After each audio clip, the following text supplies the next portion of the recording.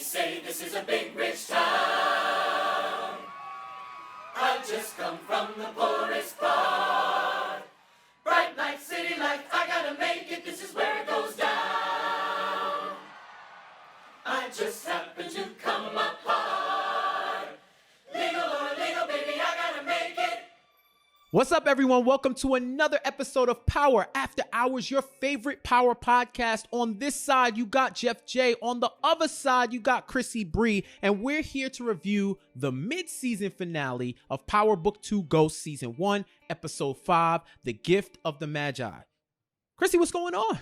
I'm going to need that energy every week. When you announce me, I felt like you had just extra spunk this time. So I'm going to need you to bring that every week. But otherwise, I'm great. I'm great. I will bottle it.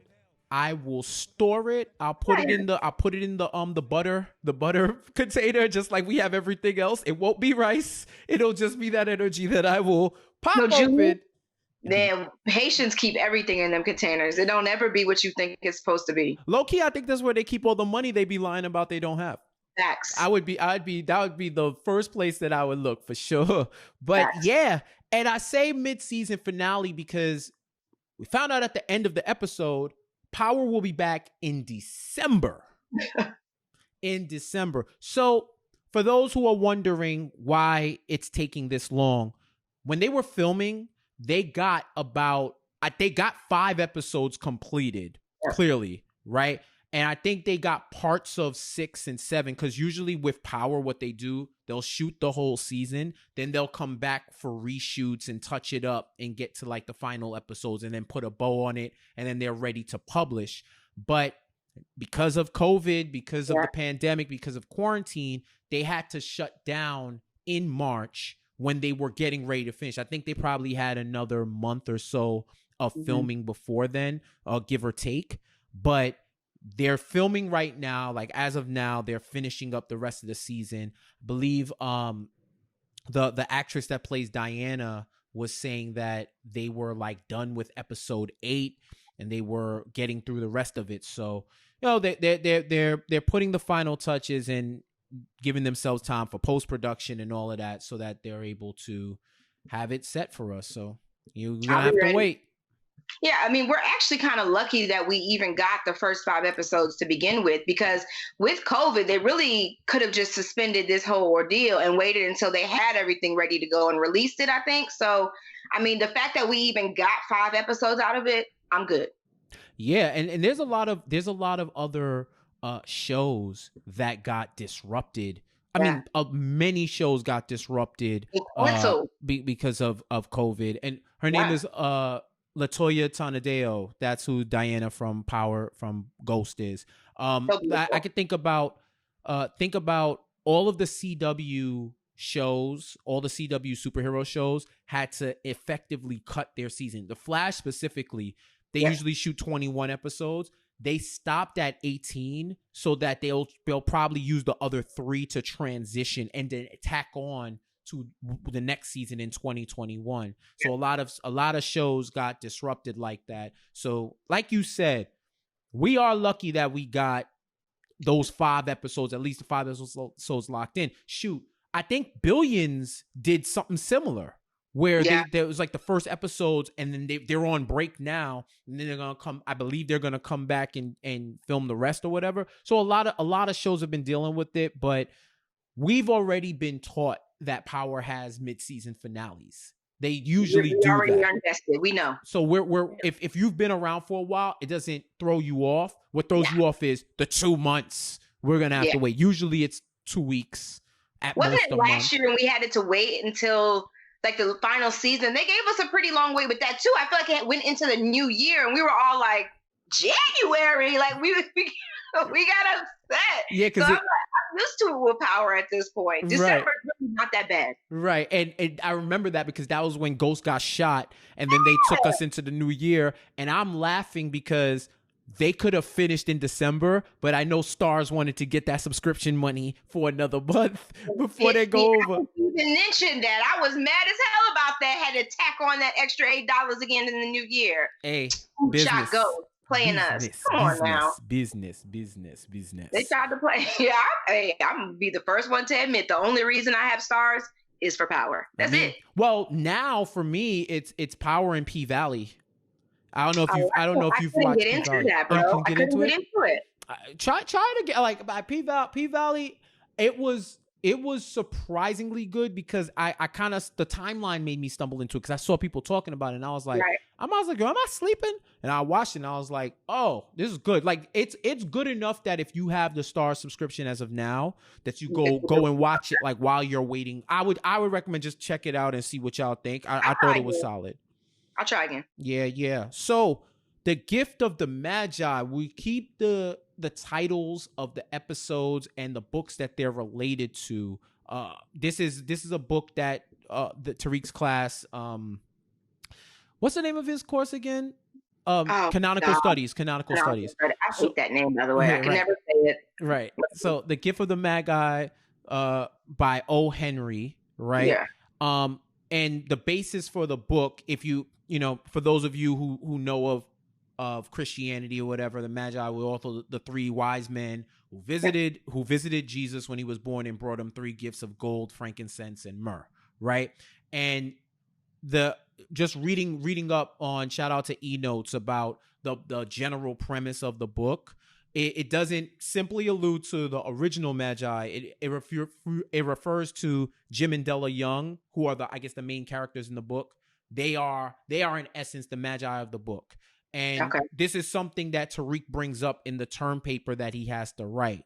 And just a quote from this, the narrator calls them most wise because they understand that nothing in the world is as valuable as love. They both sacrifice the thing they own that is most important to them to show their love for the other, right? And their gifts require sacrifice, and the gifts given by the 3 rich kings did not.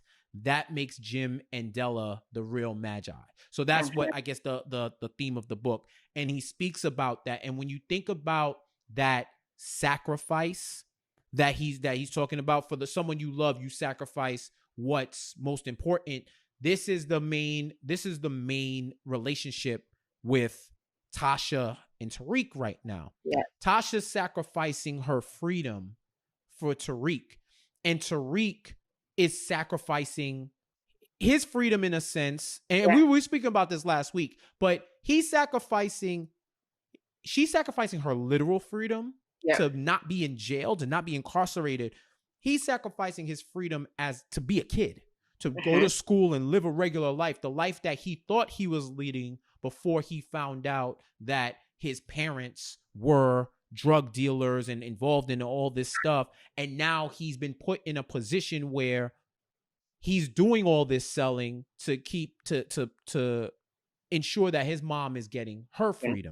That's dope. I mean, there's so many I love the way they're able to tie these books into the storyline. Like, and if you ever watch the after show with Courtney Kemp and how she goes even deeper into the episode, she kind of broke that down again this week. The way that they tie them together is extremely brilliant because it's never just one character that they're talking about. It's always multiple themes within the show. And if you ever are paying attention to how, Monet is working with her kids and, he's working with his mom, Tariq and his mom, how Tariq is working with Brayden, that all of these different things are tying into each other. It's never just one storyline. So I can appreciate the fact that they're doing that. It really reminds me of the early seasons of Power, how they, while they weren't calling the episodes by book names, each theme went with every character in the show. While they may have been living different separate lives, they all tied together based on that theme. So I think it's dope. I'm with it.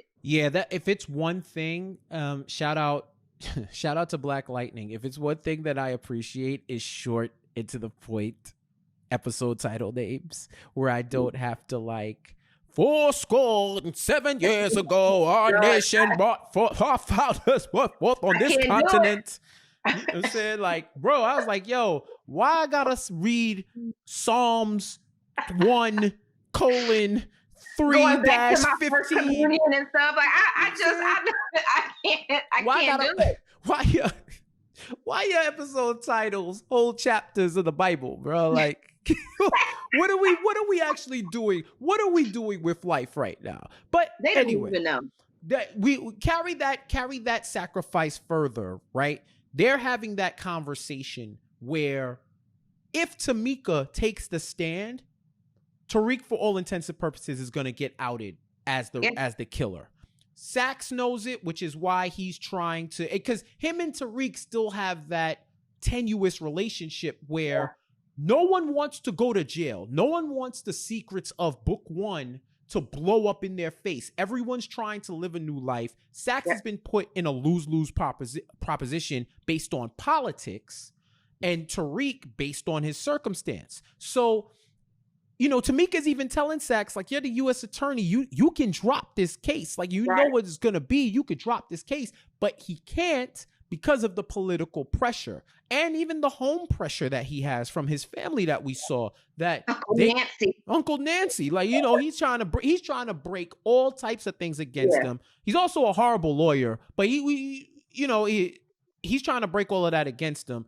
And when Tasha and Tariq are having this conversation, you know, I think we take a lot for granted. Like a lot of the fan base, we forget that we know everything, and everybody doesn't know everything. So this conversation that Tariq and Tasha had, where Tariq never told Tasha that he saw Saxe. Never told details. I never thought about that, but he never told her that she saw Saxe, and in turn, Tasha never told him that Tamika started putting the pieces together, and that's why she fired him. So you're talking about the secrets and the lies of omission, because Tasha says he's acting like his dad, right? Well, with the I'll handle this, Tasha. I'll handle this. I don't have to let you know everything. Like Tariq is trying so hard not to be Ghost that he is fucking Ghost. Like, it's crazy, and I kept seeing so many different parts of this episode, things he was saying, things he was doing. And I'm like, Tariq is turning into his dad, as much as you don't want to be that guy. But I mean, what I will say about Tariq is he does move in a smarter way than Ghost did. Ghost just wanted so hard not to be Ghost anymore. Tariq is just Tariq. You get what you see. So I can appreciate that side of it. But there was just so many instances in this episode where I was like, wow, like, the only person who would understand what Tariq is going through right now would be Ghost. And I thought that was really poignant when Tariq brought that up at his grave, when he was drugged, obviously. But he was like, man, I shot and killed you, and you would understand why I did it. Ghost would understand why I had to take you out. James St. Patrick, maybe not so much, but Ghost understood. So I love how they're aligning the two, whereas, he may not be exactly like his dad, but they are father and son, and they do share some similarities in the game. Conversely, I do think Tasha has a lot of fucking nerve to call him to say that he's acting like his dad, where she's still acting like Tasha. Because she lied to her son, and I thought it was No More Lies. I love when characters say no more lies, everything's on the table, and then there's always a lie. Anyone out there, if any of y'all watched Supernatural or watched Supernatural, them brothers lie to each other every season about literal life and death shit. Every season. And I was like, yo, fam, we're in season 14 right now. How y'all still believe each other? I never understood it. Like, can we please just tell the truth? Somebody tell the truth. Tell the truth. It's just like little details that they, each individual person thinks that they don't need to let the other person know, when if they would have just given that information to the person, they may be operating at a better level. Like, it's insane how Tariq didn't think to tell his mom about Saxe. To me, that's crazy because your mom is in there for something you did. And you would think he would just operate with that in mind, but he's so, I gotta fix it, that he doesn't even care that he's leaving out those details for anybody. So here's the way that Tariq is different than Ghost, and where Tasha's influence is ultimately trying to drive him to be what she says that he's acting like, that she purportedly doesn't want him to be, right? So Tariq has said since the jump of this season, I'm ready to take my medicine. I did what I had to do. Yeah. Mom, you can come home. If you got to tell him it was me, tell him it was me, and we'll figure it out. He ain't run from it. He ain't shun it. He ain't avoid it. He didn't do any of that. And you know why he didn't do that? because he wanted the same thing when he killed Raymond Jones, and Ghost said he was going to take the rap and then flipped at the last minute. So Tariq is being a man of his word, because the same type of courtesy and the same love and sacrifice, as he's a Magi now in this show, right? That sacrifice that he wanted, that he thought that his father was going to give and didn't, he's going to give to his mom, because he recognizes that this is how you show love. This is how we should have shown love in this family, is through sacrifice, and not a sacrifice born out of karma that shot you in the chest, but out of holding your family down. Like you drug us through an affair, a federal court hearing, multiple hits and murders, and the least you could have did was take that from me. So instead of Tasha, of course, as a mom, doesn't want him to do that, but then she pressures him to make Tamika listen. I could not believe Of all the thing, like, yo, you're gonna have to. It's not happening with me. Davis ain't listening to my subpoena, which is hilarious. Sidebar, that your lawyer would not take. That's some movie. That's like some movie TV shit where Davis is like, I don't care, I'm subpoenaing her anyway. Like, if your client says do this, you do that. But Davis kind of went rogue. The reason behind that is Davis knows if he brings Tamika to the stand that she goes home. She's asking to take a deal where she stays in jail. Right. Davis, only knowing what he's been told, remember, because as you said, we know everything. Davis, going off of what he knows that if he gets her on the stand, Tasha goes home. But if he was privy to all this background noise, he would have been said, take this deal. Trust and believe he's getting paid anyway. Mm-hmm. And not to mention the fact that this is a high profile case and he doesn't want to take a deal on it because it's going to kind of make him look bad. He's taking on a lot of risk, taking on Tariq as a client, taking on Tasha as a client. Told him on the publicity behind this case. So he kind of is stuck in a hard place. But as an attorney, if you really believe that your client is not guilty based off of what he knows, what we know he knows, and that's what he believes, I'm going to fight for my client to go home to her family because that's what she told me she wanted in the beginning. Mm-hmm. You know what I mean? Yeah, of course. Shout out to Tamika wondering how everybody on this damn show knows where she lives. Bruh, but when she looked at Saxe and said, if I go on the stand, you are fucked. I was like, yes! She has a line every freaking episode. I love Tamika. Like, I was hoping that she didn't die. Like, I was praying Tariq didn't pull the trigger. Right. And so I just want more Tamika. She's so good. And a part of me, with everything that went on in this episode, everyone that showed up to her house, by the way, I think we had like 4 scenes in this episode at Tamika's house. Yeah. But I love and you're not supposed to roll up on a black woman unannounced in her crib. I'm surprised she opened the door. I'm surprised she opened the door. She's like, what you need? Or a weapon of some sort. What you need, Tariq? What you need?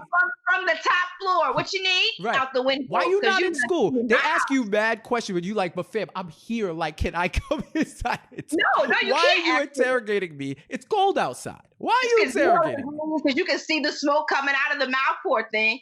But all I know is that there were so many different things with Tamika in this episode, but I think it's what we didn't see that is going to make the biggest impact after this mid-season finale. Because I got my theories in my head. I'm saving them. Okay, well, you save them for the end. Save them for the end. Yeah, no. I'm just saying, I definitely think it's what we didn't see in this episode. Tamika and her house being public knowledge. I'm sure she's going to be moving by the next season. Tamika's going to have a whole different house. She don't trust nobody. Right. Like, she's going to still be a cog in this whole machine sooner or later, like, for real. I loved how Davis rolled up in the crib and Tariq got out, and we'll get to it at the end, but we figured out what that meeting was about, and I didn't think it was going to go in that direction, but cool. What did you think about the whole birthday party scene? So Brayden throws a birthday party for Tariq, and there's so many things happen. What did you think about that scene overall? I thought it said more to Brayden and Tariq's relationship than I thought. I really just thought Brayden was in it, to make, not even because he doesn't care about money, right? Brayden's rich, his family's rich, so to speak. So I really just thought he was in it just to have a friend, somebody that could really be his friend. Because when you're that rich person, it's people usually are using you for what you have and your access and things like that. So I really just thought he wanted Tariq to be a friend. But now seeing in this episode that I look at Brayden the way I looked at Tommy in season 1 and 2 of Power for Ghost. Brayden is that ride or die that no matter what, he's going to defend you and your honor to the very end. And if you look at, Power, Tommy was there for Ghost in that final moment. He was there with him till the very end, despite the problems that they may have had. So I'm hoping that Brayden and, Tariq can do it better than Tommy and Ghost did. But I loved their relationship in that scene because old girl kept, I can't remember her name. Riley kept pressing him for information the whole time. I'm like, girl, shut up. Like, you're giving yourself away. And, pushed him to the point of, leave my dudes alone. Like, he's good. Like, we got this. You don't need to be asking questions about Reek. And I love that he did that and stood up for his friend in that moment because I've never seen him do it like that. Right. So a couple of things about Brayden. I like the Tommy juxtaposition, and you kind of saw it when they were at show and everybody was like, yo, is Effie, Tariq, and Brayden going to be the new Tommy, Tasha, and Ghost, right? But I think there's a couple of things that separate it. One, Brayden don't need to do what he's doing. Nope. He wants to do what he's doing. He doesn't need it. He's set. He's set for life. So this is all extra credit recreation for him. This isn't how he lives. And if he had to leave the game tomorrow, he wouldn't force Tariq to stay in the game. Yep. He would just keep going or try to flip it into a whole nother way. So I think that's one thing. And the other thing, he is so intentionally hilarious. Like when Zeke pulled up, and he's talking, he's like, yo, it's my girl or whatever. And Zeke starts talking to her. He moves her to the back like, all right, boss. Can you bring some chicks? Because I don't know what's going on here. But like, and it's one of those, yo, man, don't push up on my girl. I don't need those problems right now. Like, please, can you let me live? I'm messing with my old stuff. Like, if I'm going to bring somebody, it's going to be someone new. You're a whole basketball player. Like, please leave her alone. But, this is another instance of Riley being Saxe's niece and trying to find the information. And you could tell she don't listen. She don't listen, of course, because the whole family don't listen, right? Yep. But she's trying her best to get information, hooks up with Brayden, starts dating him, is around Tariq, but wants to press even more. And she's not even discreet about it. She's just going all out, asking questions. So yeah, after a while, if you're dating someone and they keep asking questions about your friend, like not even on some we see in public what he's doing, what's up with that, but you're asking intricate questions, it's a couple of questions you got to ask, like, are you interested in him, or why are you so interested in him? Right? Yeah, those are two different questions. Those are two different questions. You know what I'm saying? So Brayden kind of gets it, and that's how we get Tariq roofied in the party, because she tried to drug Brayden to get more info. Sees Tariq gets drugged up, and then she does the whole location thing where she shares the location on the iPhone and with the face. And I could hear every man that watches Power cringe and say, hold on, they could do that? Why they give away our secrets? God damn it. Who is doing this on the show? Who is it? Yo, who is giving it away? The fact that she tapped him so that he could open both of his eyes so that she could capture the face recognition to open and share the location, I was like, yo, that is peak. We ain't seen that much intricate detective super spy work since Jason Pitt's wife from The Game. Because you're not supposed to see it. Like, we know what we doing. Women are smarter. Like, we know how to do things like this. Covert operations are our game. But by smarter, do you mean that y'all are all James Bond in disguise and we can't trust you because we just be trying to party and have a drink and we get roofied by y'all and then y'all share the location so that you can surveil us? Yeah, okay. Sure, you saw a gun, but whatever. That's not your business. But I mean, at the end of the day, we got what we wanted out of it, so... Oh, and justify the means. Machiavelli from last episode. Heard you. No harm, no foul, right? No, yeah, that's right. You're alive, aren't you? Alive. You know, this is how the NSA was created, actually. Okay, all right, move along. This is how ICE was created. You know, it's like, our freedoms need to be protected. Why does that sound like Jennifer Lewis right there? Right? Yeah, I'm wondering why you got the hair too. Our freedoms need to be protected against your cheating asses. Yes, man, go ahead. Now, shout out to Dion Cole. I just saw his stand up and he had a joke about Jennifer Lewis that had me crying. He said Jennifer Lewis floated away. I love her. Oh man, he's like, Jennifer, I'm sorry. If y'all haven't seen the Dion Cole stand up on Netflix, definitely check that out. But yeah, so she shares location, and you know, once again, you know, it's not like Saxe doesn't bend the rules or outright break the rules. But I love when she told him what happened. He was like, first of all, he was like, wait, you went into his room when he was drunk? Like, you're sleeping? He's like, I don't want to hear that. And he was like, no. But you know, he's like, you violated like his civil rights like 18 different ways. Like, I can't use this. But of course, he finds a way to go to the grave and basically record his confession. And that, although is inadmissible, it's still leverage. Just because it's inadmissible doesn't mean it ain't blackmail. Because you know, you could release it online. You could do whatever. Yeah, it's actually bad looks for Tariq. I was like, oh, damn. I saw a lot of tweets come out that they said, like, who thought it was going to be Ghost that was there recording? Like, people really don't think that nigga is dead. Ghost is dead, people. Yo, if Ghost was recording him on his iPhone, I would have felt like, I would have been like, yo, leave me alone. Like, y'all, the whole episode. Just make it end. Yeah, there's a lot of people asking, like, there are real legit people that think that Ghost is not really dead. But I'm just like, what does he have to gain in being dead? He's not able to live out his, you know, political aspirations. So whatever, he's dead, people. Right. But yeah, I found it odd that Saxe was telling his niece how much she was breaking the law while he's the one telling her to do something that is breaking the law. Like, I was like, this is the dumbest shit I have seen today. Because what she did is not explainable. Right, like, if my niece tells me, hey, Jeff, I just saw Tariq St. Patrick do X, Y, and Z, that information came to me. I can always say, like, yo, she partied with him at a school, and then I got this information. That's a witness. And, you know, you could depose her or whatever the case may be. And it, you know, it gets into a whole rabbit hole of things. But I do like how Brayden and Tariq's relationship progressed to where, you know, he was fucked up and then cursed him out for throwing him the birthday party.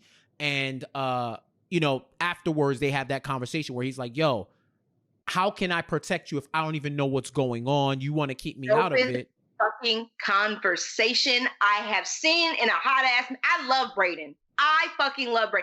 That episode, if it did nothing else, was secure Brayden in my book. That he is a ride or die ass. He just is there for Tariq. He wants to make sure that no matter what happens, they are in this together. And he's actually the kind of person where it's like, I can take the rap and nothing will happen to me. Like, understand that. So I got mad respect for Brayden after that conversation. I was blown away by how they are able to give each other signals. You know what I mean? Like, they're using it in such a different and smart and intricate way. Like, nobody will ever pick up on that. And I thought it was super dope. Right. I love them. Yeah, he explains about, like, he brings in the chess pieces, which is something that's been big about this season. That's the chess pieces are in the intro. The chess pieces were how he got kicked out of Choate and playing chess with Effie, and she signified that he was down, like checkmated him when he got bagged in Choate. But and he explains all of that. One thing that's interesting to note is Tariq is going through it because it's his birthday, which also means it's Raina's birthday. Yeah. You know, and you know, you forget, like, I forget, like, I was like, oh yeah, they are twins. Oh yeah, they were born on the same day. And you know, I love the opening with the dream that Tasha had with Raina. I think that's a great way, like, dream sequences, flashbacks, a great way to bring, like, these old characters back. Because even when she opened the door, I was like, oh, she's dreaming. And he was like, yo, did Tariq beat me home? Like, and it was ill because it was like she was acting like she was in the series. Yeah. You know what It I'm wasn't saying? like at some point, like, you know how some shows do, and it's like they're dying in your arms and reality hits you. You know what I mean? Like it felt really organic, and I can appreciate that. Like I love how they did that. But it did bring a tear to my eye to see Raina and just to know that, you know, she was the one that had all the dreams and aspirations and she's not getting to live that out. And I thought that was important, you know, when Tariq was talking to her at the graveside, where he brings up all of those things. He's sorry, you know, that he didn't protect her and he didn't do the things that he should have done as her brother. He put her in these situations. And it just makes me really sad for Tariq, thinking that he holds all of this in. And, you know, that's not something that he's ever really discussing with anybody, but it explains a lot of the decisions, the mistakes, and the things that he even does right. It explains a lot of those things because he's holding all of that inside of him. So Right. much pain. You Right. know, it's not just killing your father. It's a Yeah. lot of different things that led up to that. So it's just a lot of emotions that he's going through at one time. And that also shows his growth as a character, Yeah. right? Because he says it should have been me. Yep. And we all hated Tariq. And one of the reasons we hated Tariq is because he got Raina killed. You know what I'm saying? Raina, and yes, she got to go to school finally. Shout out to Don Shia. She in college now. You know what I'm saying? She got to go to school. She's all, you know, she's handling her life and whatnot. But that was the thing. It was like, yo, you such a bad kid. You don't even really like, yo, you killed your sister. You killed your sister. Like, that's just what it is. You killed your sister. Or you had a hand in killing your sister, right? So now you see the remorse and you see his determination to be better and to live out the life that she would have had. Mm-hmm. Right. And wanted to live that. So that's why he's going to graduate, or he wants to graduate. He wants to take care of the family. He wants to make sure everybody's held down so that it wasn't in vain. Yeah. So that's so something dope. That's something that's real interesting.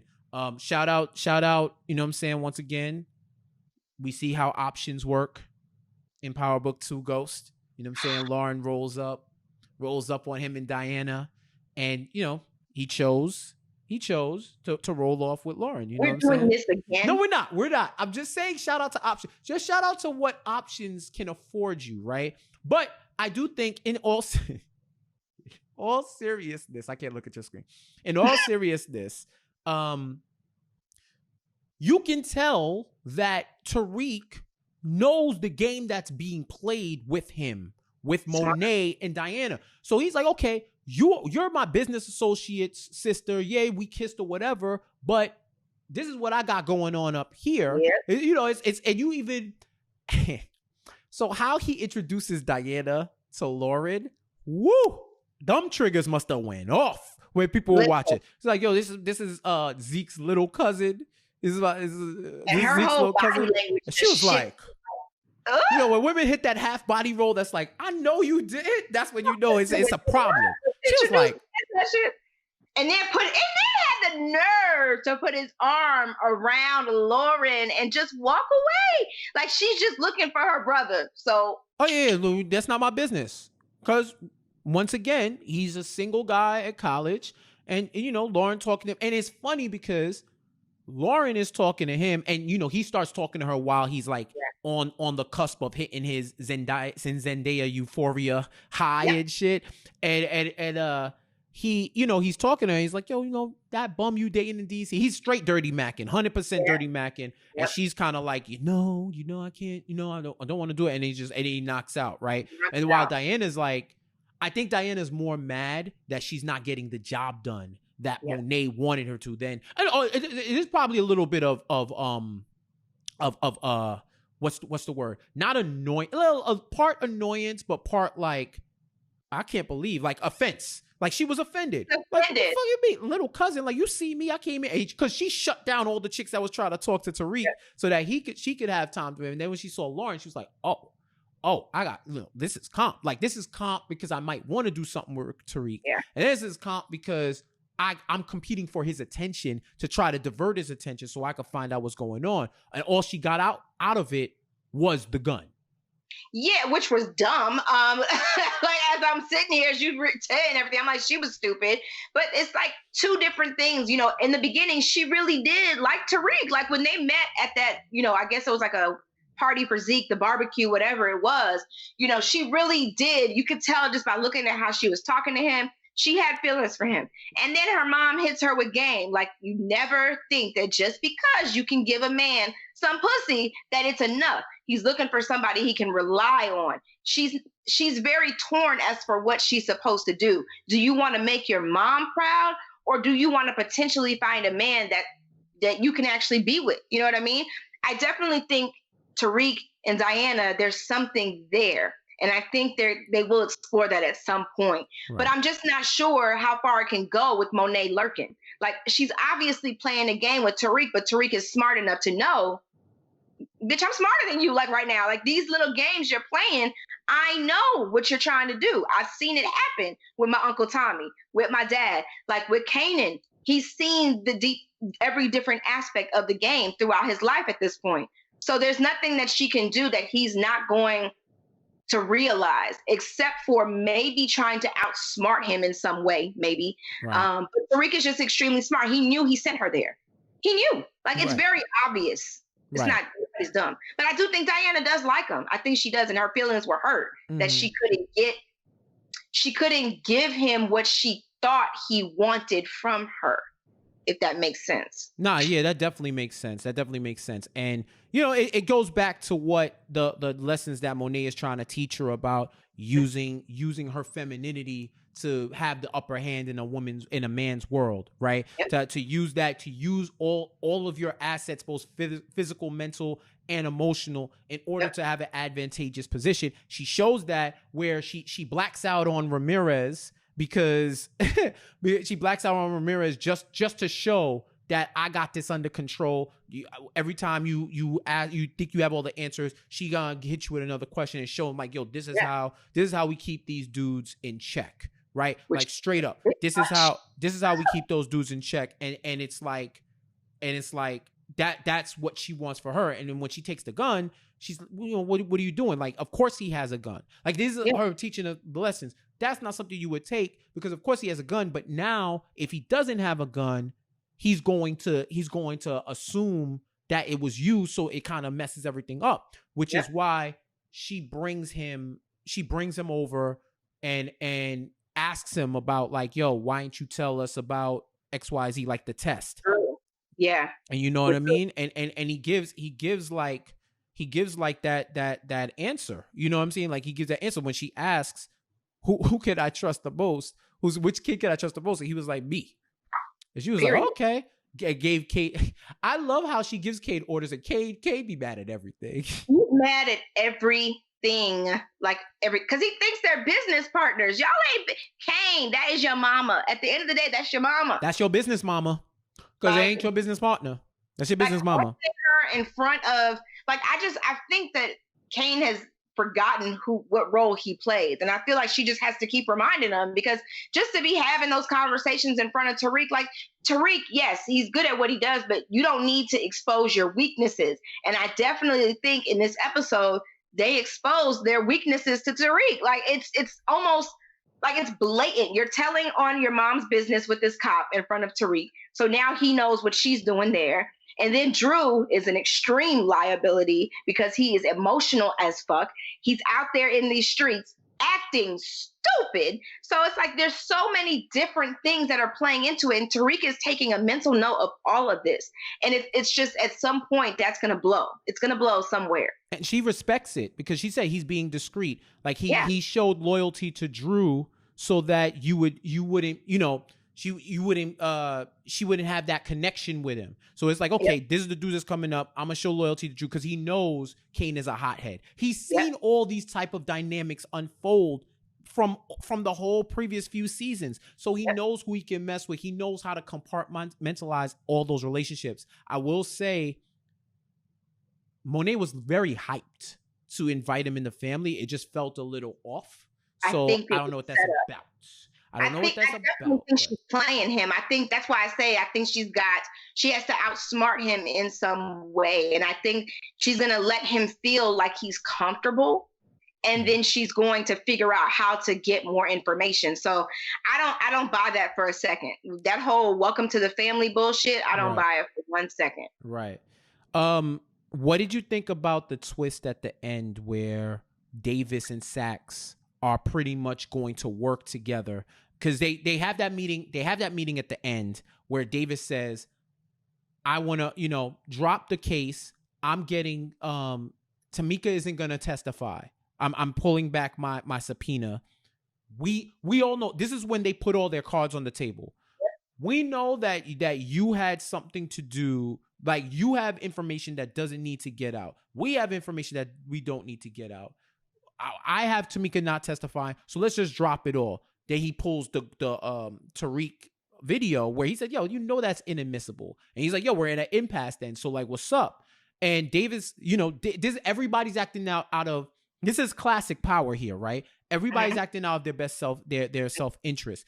Davis wants the shine of getting Tasha off, and that's his client, that's his goal. Saxe does not want to lose his U.S. attorney seat or get implicated in any way in ghost murder. So who's the common denominator in both? Tariq. So now they're setting it up so that he's going to get Tariq on the stand. Saxe cross-examines him, gets an admission. Tariq goes to jail. Tasha gets off, and everybody wins except for Tariq. I don't believe that's what. I'll tell you why. Remember earlier I was saying, like, it's the conversations we weren't privy to. We didn't get to hear what Davis and Tamika talked about when they met. And I definitely think they are working together. I think it's a Tamika and Davis thing. And I definitely think they're using it to set Saxe up. That's what I think. I don't buy this shit for 1 second. I'm not in on it. Like, I think Davis and Tamika had a conversation that will somehow come back in, the flashback ways that they love to do. And we're going to see that they have a plan. They have a plan, and it is to take Saxe down. I truly believe that. I think they're playing into Saxe's hand to just get him comfortable. That's what I think. Right. That would be off the hook. I'm looking forward to that and to see how that goes, because, now Tariq has a lot stacked up on him. Like Brayden's brother stole their stash, so now he's gonna need more products. So on that side, he's gonna be in trouble. Then the Davis, what he doesn't, these are all stuff that he doesn't know. Davis and Saxe are working against him, and oh yeah, and then he's a full-time student. So let's not forget about Jabari also working against him. Oh, you mean the plagiarizing boy wonder? Yeah. Bruh, when I tell you, as somebody who's in journalism, that of everything that happened, that had me level 10 hot, because it's happened to me before, and I don't like that shit. People love to plagiarize, and I knew as his, I guess that was his agent, was telling him, your first book was hot. These other things that you bring into me, it's not going to work. I am now representing white clients. Like, so your shit has to be 10 times better than theirs, or don't bring it to my doorstep at all. And you can feel that heat that Jabari is like, damn, well, my royalties, like, you good. So, when Tariq does drop that paper off, I kind of got that feeling like, oh shit, there's a reason that they're bringing them together in this cafe. And lo and behold, this nigga just starts copying his work. And I'm like, I don't know when Tariq is going to find this out, but that's just another person working against him, just in an educational way. But that's bullshit. Yeah, maybe there's a situation where Tariq finds out, and then he can bribe Jabari so that he can get an A in that course, so that he isn't having to stress over writing Zeke's papers and his papers. And I was kind of glad that Tariq finally came out on some, yo, you're not my dad, stop trying to be, he apologized for it, but I could get it because, Jabari was hurling heavy respectability politics on him with accountability and responsibility. And he says accountability breeds responsibility, but just that whole consideration that he had for him being black kid, and he's like, yo, you making me look bad if you always coming in late, which I can understand to an extent, but you also are just you're also just blanket, you know what he's going through, and you want him to you want him to overcome despite that, but all his conversations have been about the responsibility of being a black man, as opposed to what that black man has going on in his life that would make him late for every course when he can do the work. He gives him a 25-page paper, adds 10 pages to the paper that he already submitted, and Tariq does it. and says he's not going to be late anymore. But I just think it's a bigger conversation about just like the empathy that we should have, and not looking at actions, especially if you're coming from a fake mentor perspective, like some type of mentor or elder, even an elder perspective. Yeah, there's things that go on that you may not be privy to, so you need to be aligned with that, and align with that so that you're able to understand your students better. You know? Yeah. I feel like I remember Ghost having a conversation like that with Simon Stern at some point. I would have to go back and watch, but I specifically remember Simon Stern having a similar conversation with Ghost about him being a black man, you know what I mean? And coming into the game that he was coming into, and how he had to be 10 times better, and how he had to do all this. Like, I remember them having a conversation like that. So I found it very interesting that instead of a white man telling, Tariq this, it's a black man. And he's, basically telling him, like he said when he sat down with his agent, they fucked up and let us in the door. You know what I mean? Like, this is the things that Jabari has been saying since episode 1. Like, you have to be better. You have to do better. So it's just, I'm glad Tariq spoke up for himself, because both Jabari and Carrie acting like they his parents.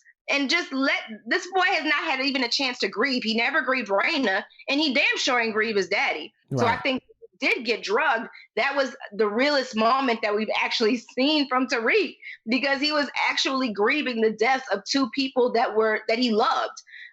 So I just, I'm glad he did it, but I'm also glad that he recognized what he needs to do to get out of that class faster. Like, he's playing the game. Tariq is always playing the game, and I love that about him. 100%. And speaking of Carrie, shout out to Professor Demon Time, because this woman has had nothing but action on this episode. Like, they made her a sex addict, boy, because Zeke put in less work than any student that's had sex with a teacher in the history of mankind. And she was with it. I think she has a deeper issue, and she's just getting it, it's exhibiting itself in what she's doing. But I just think it's funny, like shout out to my guys in the power group chat that said that they be on Demon Time. Her and Jabari be on Demon Time. Like, it's really like that, because I'm like, damn. I look at my watch, I'm like, we're 30 minutes in and they haven't had sex yet. Like, what's going on? But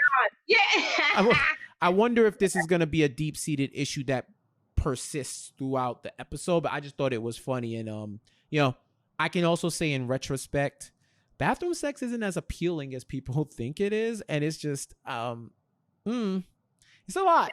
It's a lot. Like, she was like right over the toilet too. Like, I was like, oh, that's how we giving it up. It's a lot of work.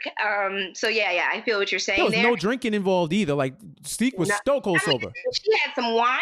Oh, she did. I think that she had a glass of wine in front of her when he first walked up to the table. And I do recall more wine being poured into the glass. So she was drinking, not so much him. And I knew the moment he said, when he was talking about the type of girls that, he doesn't know if he can trust, I knew what was going down that night. I was like, all right, she's about to buy this shit. Right. But I told you, I think in the episode when we did the podcast, like, something about her, like, I even felt like she was coming on to Tariq at one point. Like, she just got this weird vibe. I don't know if that's what sex addicts be on. I don't know. It's not my ministry. But I just always felt like she was trying to holler at Tariq too. Like, it was weird. Who knows? I don't know, but we gonna find out. We gonna find out. One more thing before we get into the commentary from the fans. I think it's cool that whole scene with Drew and Everett in the car. Like, he sees the homeboy that he pulled up on in the drawing class, the basketball player. He finds out that he's closeted, because he goes up to hug him, and dude goes in and gives him a pound, and he's like, oh, okay. And then when they're speaking outside, they're having that conversation. He's like, yo, my career, blah, blah, blah, blah. And it's like that conversation. And when Diana rolls up and he's talking, he's kind of looking at him like, yeah, we're just chilling. He's like, nigga, you the only one in here fronting. My whole family know. And that's like a subtle way to introduce the fact that it's normal in their family that he's gay, and they all accept it. Yeah, which I think we even touched on that last week. I was like, I don't know if they all know that he's gay, but I kind of figured based on the conversation that Monet had with him, when she was saying, come home, your family will understand, but nobody else is gonna understand. So I assumed, but I wasn't sure. So now knowing that, I mean, we live in a different time now, and I hate that he is closeted and that's a life he has to lead for basketball. But I know that watching Drew unravel the way that he did based on that, what happened, I see why Monet doesn't trust him to lead the business, because he is very emotion driven. And that's not something, to me, that's a liability. Like everything that he was doing out there, making himself look vulnerable, anybody could have seen that happening, and that is a liability. So I don't know that his dad knows that about Drew. I'm not sure, but I definitely know that's why Monet is not down with him being the one to run the business. Right, and you could even see with Tariq when she asks him about the drawing, and he kind of held it down because he probably doesn't know if they know like that. And he held it down and was like, "Yo, you should ask Zeke." Because that's his teammate. So he'd probably know that dude better than me. I'd be in and out. I'd be ripping and running. Like, he held him down. And you could tell they have that affinity for each other. They have that bond because Drew's really about bigger things than doing the drug. Like, he wants to do the drug game, but he's also has other interests. And I think that's something that him and Tariq bond on. So I just thought it was pretty cool that it was regular for him to be who he is in his family. And maybe his father does know. That's why they make the soft comment. Like, maybe it's like, maybe that's what it is, where he's like, he probably thinks you're a little soft. Like, well, yeah, I love you, but you're probably a little more sensitive, more in tune with your emotions. And I don't know if that will be conducive to running our business. So, I'm interested to see how that dynamic unfolds.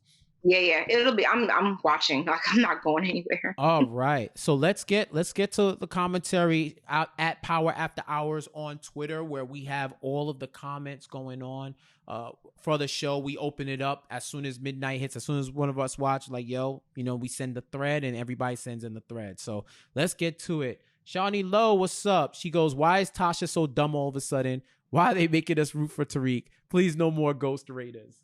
Well, technically, it's not a Ghost Raider. It's a Dream Raina. It's a dream. I love Raina. What?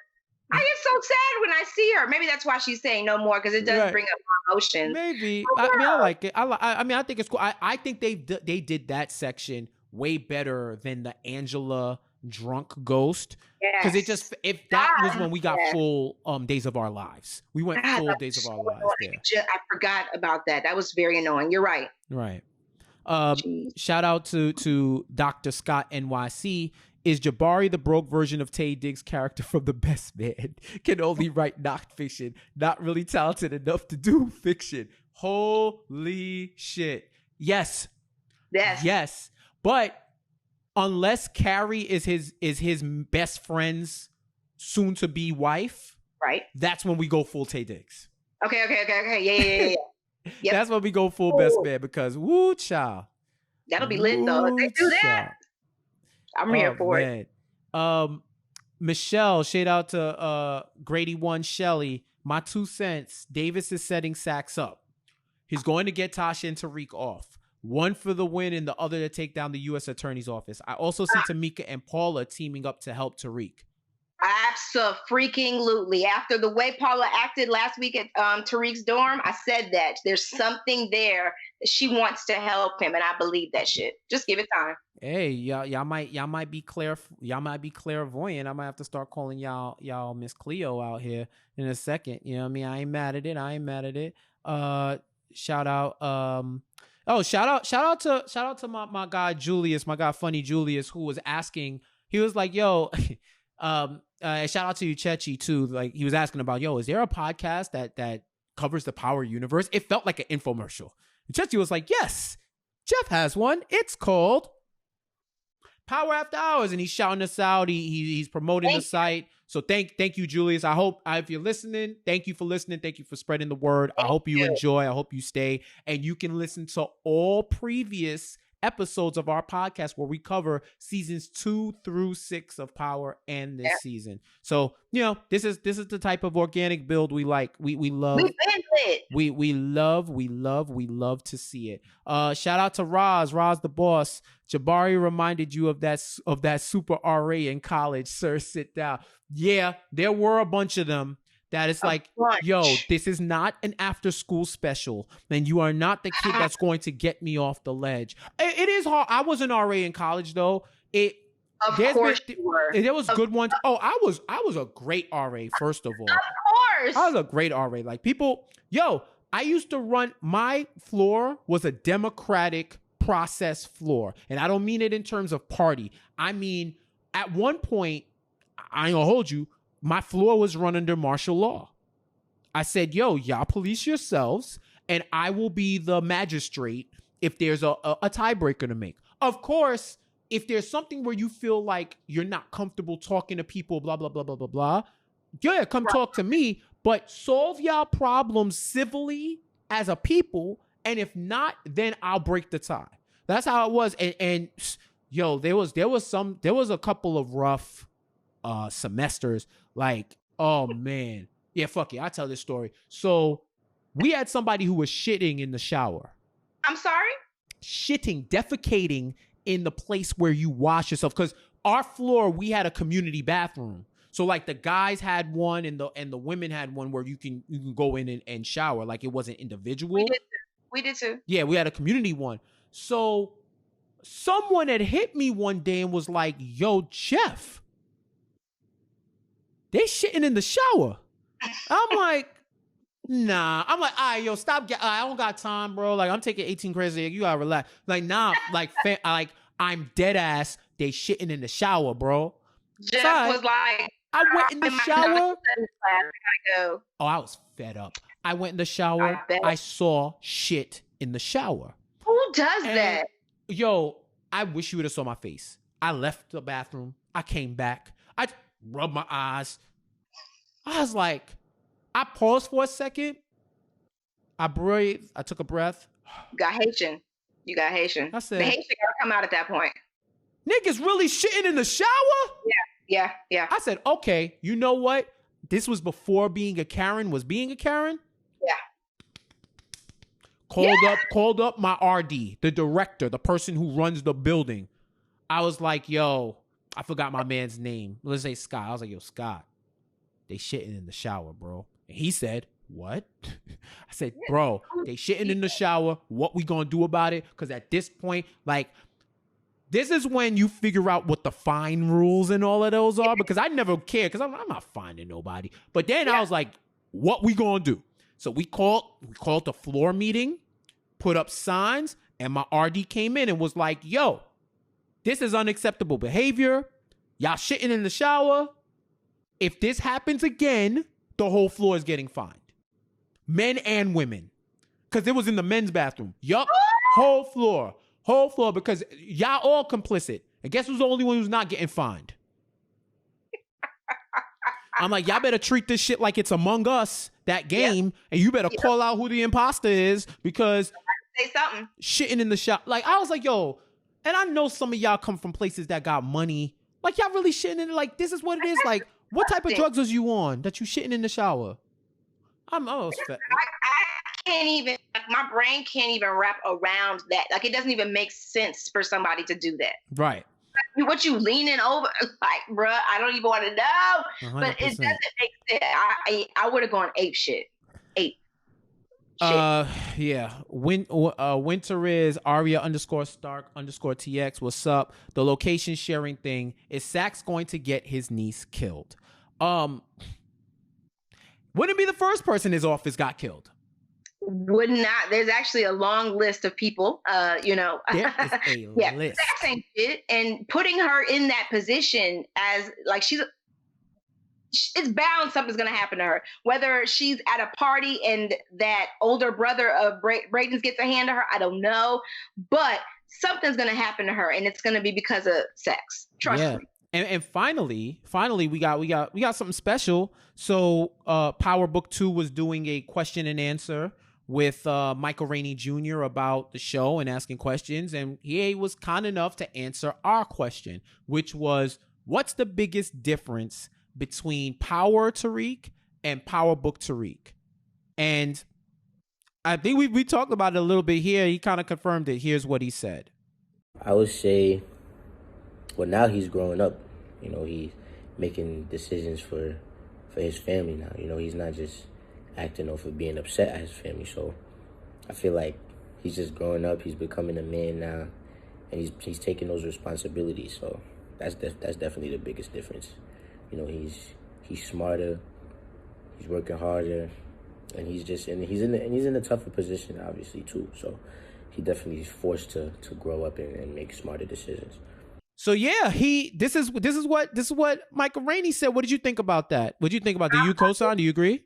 Yeah, it makes sense. Like, the dude is grown up. Like, I think we left Power hating Tariq. Okay, we literally went into the show still hating Tariq, and we've now grown to love Tariq. I'm actually rooting for Tariq, and you know I couldn't stand his ass. When Rain done, I was done. But now I'm rooting for him. I want him to succeed. So he's right. He has grown up. He is evolving, just like we all do as we get older. We don't make those same stupid, childish mistakes. So yeah, I agree with him. Yeah, and I think I said it earlier with him talking about Ray getting killed, with the way he's focused on school, with the actual his decision making. He's a grown man. Now he's 18 years old, and he's had to grow exponentially through all the trauma that he's dealt with and all of this other stuff. So now he has no choice but to grow up. And it's showing, because that experience that over the past few years that he got as a kid, and he saw so much, now he's applying it, and he has to be the man. He has to be better than Ghost was in order to survive, in order to protect his family, and that's what he's doing now. So yeah, shout out to the Stars fam. Shout out to Michael Rainey Jr. Thank you for answering our question. Before we go, do you have a prediction? Do you have anything for who do you think is dying this season? How about that? I think it's Uncle Nancy's niece. Think Riley's out of here? I do. It's really hard to call, but I think now we're going to look at a situation where Brayden's brother is going to have an issue too, for stealing the drugs. I don't think he'll make it. I don't remember them killing a real main character in the beginning of Power. So I feel like we're going to lose some side pieces. You know what I mean? So that's what I'm thinking. I don't think we're going to lose anybody big though. I'm growing to love these characters, so I hope not. Right. I think the one person I got marked is Ramirez, the cop that she's dealing with. Oh yeah. I could see Kane being on some hothead shit and killing him and getting him out the picture. That's the one guy that I've got my eye on. But other than that, I'd be fine with them riding out this season and not getting any like major characters killed. I think Mary and Meth are on that show until they don't want to be anymore. until the final season. Yeah. Whatever comes first. So said his name right again though. She said his name right now. She's in the full swing. Mary's in full swing. And like I said, if you are in any location that she don't want you to be in, she won't ask you what the fuck is going on. So what is going on here? Word, that is like, it's like nobody. Mary J. Blige, what the fuck is going on? What is going on here? And she always flings her hand up in the air. It's like, all right, girl, we get it. We want you. So yeah, this is fun, man. It's been a fun season so far. You know, the show's going on hiatus. Hopefully we'll have some content for you in the meantime, to keep it going and to keep talking about the show and keep the conversation going while we're on this break. But probably sometime mid-December, the show's going to come back. So we'll be back with the episodic episodes, but got some other stuff cooking that hopefully we can share with you and produce. So, this has been good. I'm glad y'all dragged me back. I ain't gonna lie. And which is fake drag. Mark that moment. Jeff said, I said thank you. No. Y'all know I front, but I be fronting with love. So, but I wanted to do it. But I'm glad that I did it because I didn't want. What are we gonna tell truth? Because was I the only one? Yes. Word? You gonna have to listen. I got this thing called mom brain. So if at any point my ass said I don't want to do power no more, you gonna have to run it back on tape because I don't remember. I remember a woman named Krissy Bree saying, "I don't know, I just do power. Maybe first 3 episodes and then when I was like, who's the one that told you let's do it though? It was me. It was we got pressured."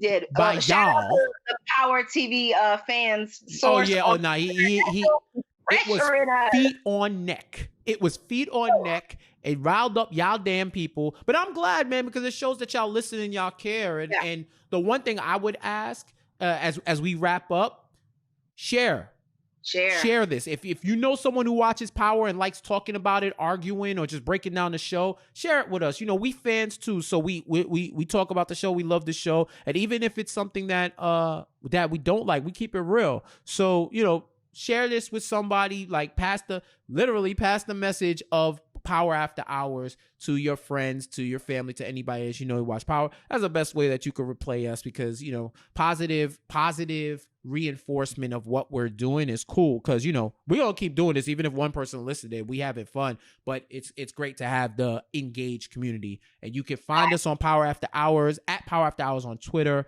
You can send all your commentary there. We're engaged with you there. Also, powerafterhourspod@gmail.com if you have a question that you want to send in. I am Jeff J. Says at all social media. Krissy, where are you? I am at Krissy Bree everywhere. You can find Krissy Bree everywhere. Okay, okay. I got on an Atlanta shirt today. Don't mean you got to try to rep. Okay, you're an ATLian now. You're an ATLian now. Like nobody remember where you was from before that. Now you are officially South with an F. You're officially South with an F. Whatever. But yes, thank you for listening. Thank you for sharing. Thank you for talking about the show. Thank you for being on this ride with us. And we love y'all. And we hope you return with us when we come back at episode 6. If y'all don't, I'm going to find y'all for making us start this back up. All right? You ain't going to do shit. I ain't going to do shit. But yeah, enjoy the break. Hopefully we'll speak to you sooner rather than later. Peace. I want you to sing it with me. They say this is a big rich town. Yeah. I just come from the poorest part. Right, like city life, I gotta make it. This is where it goes.